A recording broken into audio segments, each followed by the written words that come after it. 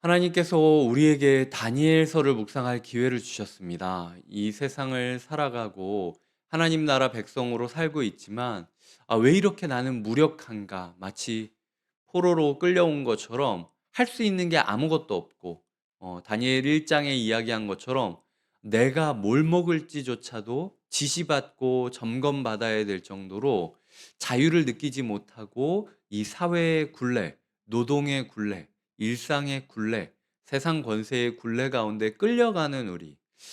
내가 뭘 잘못한 걸까? 내가 저주받은 걸까?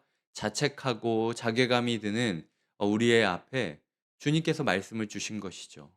이 시대가 그렇게 흘러가겠지만 여전히 다니엘은 살아있다.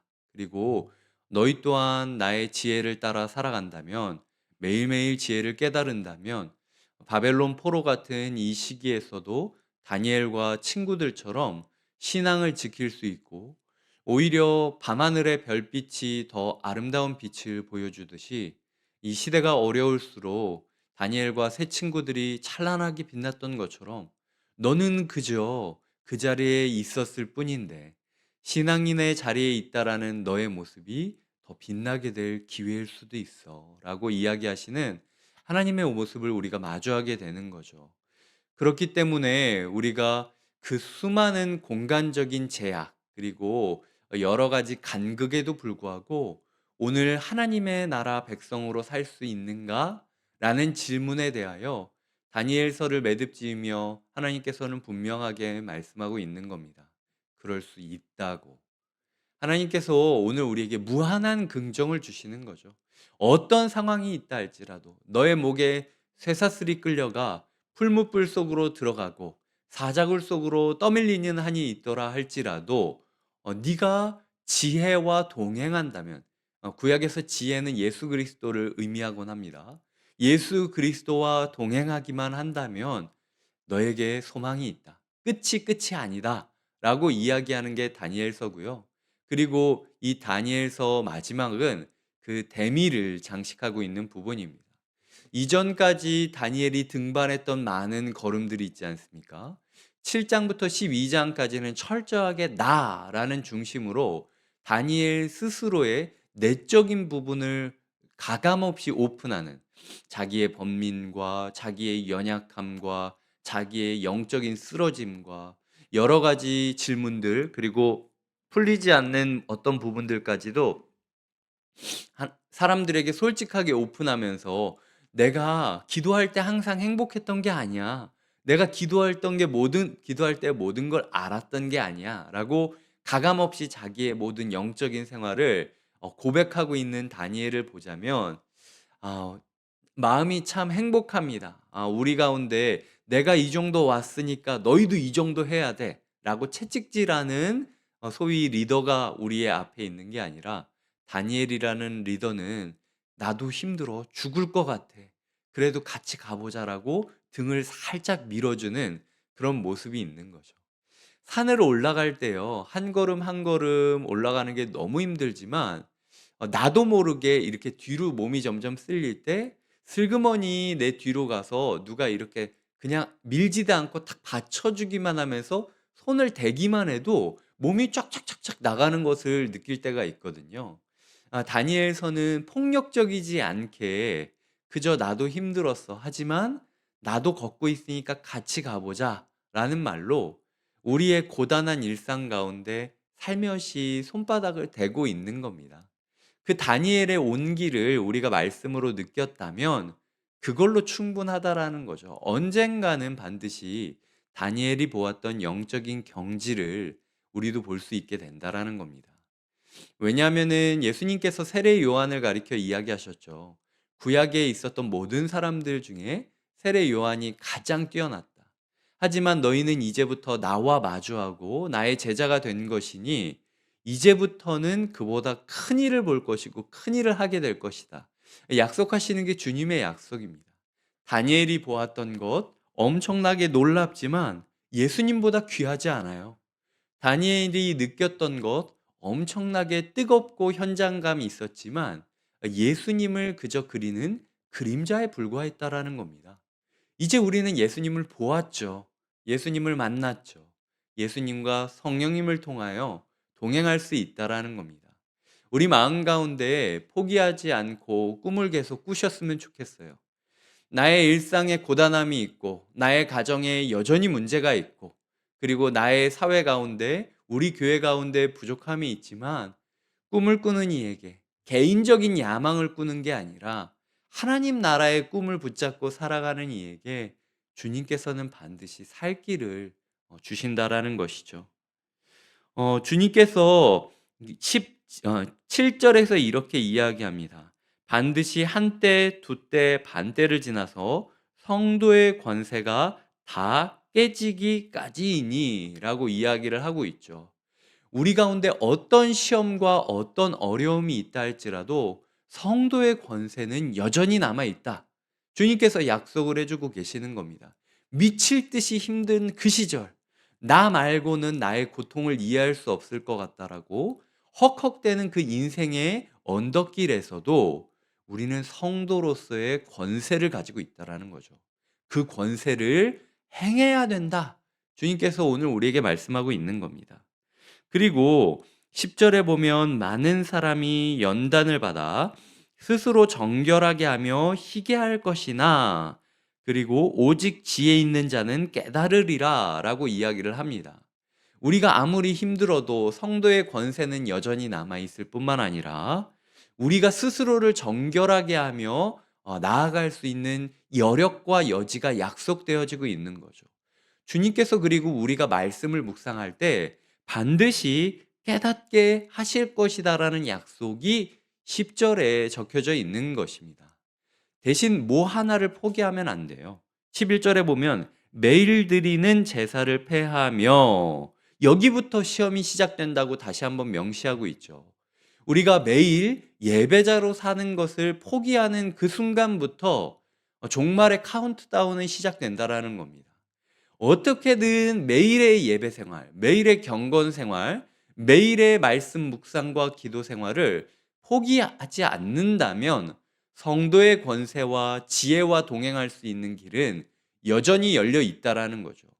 그래서 그 엄청난 간극을 한 걸음에 메꾸려고 하지 말고 매일매일 버티다 보면은 반드시 주님께서 하나님의 나라를 우리에게 임하게 하실 것이다. 나는 여전히 이 강이라는 넘어설 수 없는 절망선 뒤에 서 있지만 그럼에도 불구하고 나 혼자 서 있는 게 아니라 5절에 보면은 이쪽 언덕에 한 명이 있고 저쪽 언덕에 한 명이 있죠. 근데 그 중에 한 사람은 세마포 옷을 입은 자라고 이야기를 합니다. 이 10장 5절에서 세마포 옷을 입은 자가 예수님이었다. 인자 같은 이였다라고 표현하고 있잖아요. 그러니까 예수님이 우리와 함께하고 있다라는 거죠. 그리고 내가 모르는 누군가, 이 나머지 한 사람을 다니엘이 갑자기 제3자의 시선으로 자기를 보았다라고 표현하는 사람도 있고요. 그러니까 자기 객관화를 할 수 있었다라고 얘기하는 사람도 있고, 아니면은 다니엘에게 그와 동일한 고민을 하는 동역자가 있었다라고 생각할 수도 있습니다. 그러니까 그게 어떤 그 뜻이든 간에 다니엘이 보았을 때 나 혼자 있는 것이 아니라 누군가가 나와 똑같은 고민을 하고 있었고, 그게 나 자신을 객관적으로 보는 거건 같은 고민을 하던 공동체건 주님이 일단 응답할 수 있는 곳에 계셨다는 거예요. 그리고 주님께서 우리를 포기하지 않고 여전히 우리와 함께 고난을 받고 있다라는 것, 그리고 함께 그때를 소망하고 있다라는 것을 우리 인생의 소망으로 삼아야 된다는 거죠. 이 자리에 계신 분들이 자기의 인생을 포기하고 이제는 안 되겠다라는 마음이 들어도요, 주님은 포기하지 않으십니다. 주님께서는 끝까지 그 자리를 지키고 계시며 그 언덕 위에서 영적인 등반을 할 때 설 수 있는 그 언덕 위에 이미 서셔서 모든 사람들을 헤아리시며 가장 먼저 하나님 나라의 마지막 때를 기다리고 계셨다라는 거죠. 이 세상에 오기 전부터 주님께서는 그들과 함께 계셨다라는 겁니다. 우리 삶에 예수 그리스도의 통치가 임하기 전부터 아직도 흑암이고 아직도 바벨론의 포로 가운데 있는 그 상황이라 할지라도 주님께서는 이미 저 언덕 위에서 우리를 내려다 보시며 마지막 보루가 되어 주시겠다라고 약속하고 있다라는 겁니다. 오늘 날짜에서 11절과 12절을 보시면은 심판의 날이 뭐냐? 1290일, 1335일, 그리고 아까 보면은 7절에 한때, 두때, 반때, 뭐 그 이야기를 하는 여러 가지 날짜들이 있죠. 근데 이 짧은 구절에서도 다니엘이 다른 날짜들을 적었다라는 것은요, 이게 시간적인 날짜를 뜻하는 건 아니라는 거예요. 그러니까 어떤 문제가 있을 때 내 매일의 예배가 무너졌을 때부터 1335 일까지를 '아 내가 마음대로 살아도 되는 데드라인으로 여기겠다.' 이렇게 생각하실 필요가 없다라는 겁니다. 이건 그냥 다니엘도 이해할 수 없는 상징이었어요. 이 짧은 구절에 도대체 2년 반, 뭐 1290 일, 1335일 왜 이렇게 차이가 있지? 우리가 굳이 해석할 필요 없습니다. 다니엘도 몰랐다라고 이야기를 하고 있어요. 듣고도 깨닫지 못한지라. 아니 그래서 제가 다시 한번 말하는데요. "주님 이 끝이 어떻게 되냐니까요?" 라고 물어보는 게 8 절이라는 겁니다. 근데 주님께서는 말씀하시죠. "그 끝이 어느 날 어느 때에 올지는 내가 너에게 신비의 영역으로 놔두겠다. 중요한 건 갈지어다." 말씀을 마음에 봉함하고 말씀을 마음에 담아두고 그 비밀이 풀릴 날을 꿈꾸며 그 선물을 붙잡고 오늘을 살아가라 라고 주님께서 마지막으로 우리에게 이야기하시는 겁니다. 우리는 일상으로 돌아가야 돼요. 교회 안에서 24시간 기도만 하고 있는 것이 아니라 우리가 기도하는 것은 일상으로 가라 라고 말씀하시는 하나님의 음성을 듣기 위해서입니다. 13절에 다시 말하고 있죠. "너는 가서 마지막을 기다리라." 그냥 가서 멍하니 있다가 다음날 되면 다시 와서 "어떻게 하냐."고 울지 말고 가서 소망자로 살아라. 이 세상 사람들이 볼 때 세상이 다 무너지고 정권이 바뀌고 여러 가지 통치자가 바뀌고 기저가 바뀌는데도 어떻게 당신은 끝까지 소망하며 희망의 사람으로 살아갈 수 있느냐라고 물어보는 게 정상이다라는 거죠. 그러니까 모든 그리스도인들은 그가 속한 가정과 그가 속한 교회와 그가 속한 사회 가운데 끝까지 희망의 사람으로 서 있는 게 필요하다라는 겁니다. 근데 오히려 우리 그리스도인들을 보면은 더 부정적일 때가 많아요. 더 우울할 때가 많습니다. 더 괴로워할 때가 많고 더 힘들어할 때가 많습니다. 하지만 주님께서 다니엘에게 주셨던 마지막 명령은 소망하라. 희망을 가져라. 할 수 있다. 내가 보냈지 않느냐. 내가 너에게 능력을 주고 넌 여전히 권세가 있고 오늘도 말씀을 깨달을 수 있고 내가 이 언덕에서 너를 지켜보고 있지 않냐. 괜찮다. 걸어가자. 올라가자. 너의 삶 가운데 네가 정말로 어두운 밤 가운데서도 품고 있는 그 소망, 그 희망이 찬란한 별빛이 되어 사람들을 이끄는 도구와 통로가 될 것이다. 라고 주님께서 오늘 우리에게 말씀하고 있는 겁니다. 그래서 저는 말씀을 매듭지으며 우리 교회가 조금 더 밝아졌으면 좋겠어요. 개인적으로 저는 굉장히 우울한 사람입니다. 그리고 굉장히 잔잔한 사람이에요.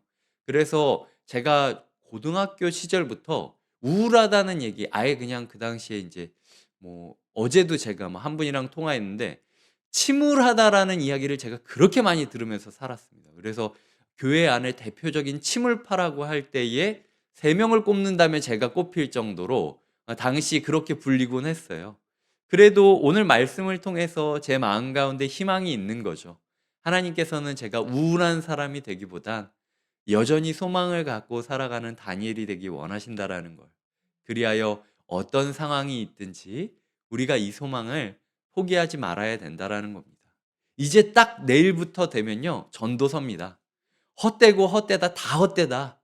우리가 붙잡을 건 뭐밖에 없다? 소망밖에 없다. 예수 그리스도밖에 없다라는 거죠. 이 전도서가 끝나고 나면은 그다음에 제 기억으로는 요한 1, 2, 3 서입니다. 이 세상에 붙잡을 것은 단 하나 사랑밖에 없다. 결국은 우리가 그 영적인 흐름으로 하나님께서 우리를 이끄시게 될 거예요. 그래서 사랑이 우리 가운데 임할 때까지 이 성탄을 기다리는 이 시절 주님이 다시 우리 삶에 오시기를 꿈꾸며 살아가시는 토요일이 되시길 주님의 이름으로 축복드립니다. 함께 기도하시겠습니다. 주님, 여전히 나는 포로 가운데 있는 것 같고 여전히 내 삶은 우울합니다. 하지만 주님께서 우리에게 미래와 희망을 주시는 것, 너는 가라, 소망자로 살아라, 어두운 밤이라 할지라도 별빛이 되어라 축복하시면서 저 언덕 너머에서 우리와 함께 소망의 최종 저지선을 지키고 계시는 예수 그리스도와 동행하는 하루가 되게 하여 주시옵소서. 성도의 권세를 붙잡고 성도의 지혜를 붙잡으며 오늘을 살아가게 하여 주시옵소서. 이 시간 마음을 다하여 기도하시겠습니다. 하나님 아버지, 오늘도 우리에게 말씀을 주시니 감사드립니다. 주님과 동행하고 주님을 사랑하고 주님을 경외하고 주님 주시는 권세를 붙잡으며 주님과 대화하며 주님의 지혜와 동행하는 하루가 되게 하여 주시옵소서. 주님께서 아직도 이해되지 않는 다니엘 가운데 괜찮다, 그냥 말씀을 마음에 담고 가라, 다 이해되지 않는 게 당연하다, 말씀이란 게 원래 신비야, 네가 말씀을 다 이해하면 그거는 하나님의 말씀이 아니지 라고 우리에게 말씀하시는 주님의 그 희망찬 목소리를 들으며 우리가 다시 한번 일상을 향하여 거침없이 담대하게 달려나갈 수 있도록 주님 붙잡아 주시옵소서. 그리스도인들이 왜 이렇게 우울해야 되는지, 왜 이렇게 문제 가운데 절망감을 느끼고 맨날 좌절감을 느끼고 서로가 서로를 시달리게 만들며 이렇게 힘들게 우리가 가정 생활을 하고 교회 생활을 하고 사회 가운데 주눅들어 살아가야 되는지 모르겠습니다. 주님, 우리 가운데 소망을 주시옵소서. 어떤 어두움 가운데서도 빛날 수 있는 찬란한 희망으로 우리가 행복하게 평안하게 살아갈 수 있는 하루를 주시옵소서. 주님께서 십자가를 달리시고 오시사 다시 찾아오시사 말씀하셨던 말씀을 기억합니다. 너희는 평안하라, 샬롬. 오늘도 우리에게 희망으로 샬롬하기를 원하시는 예수 그리스도를 마주하게 하여 주시옵소서. 하나님, 성탄을 기다리는 시절입니다. 주님께서 다시 오심을 우리가 고대하고 앙망하고 준비하는 이 12월이 되게 하여 주시옵소서. 예수님의 이름으로 기도드립니다. 아멘.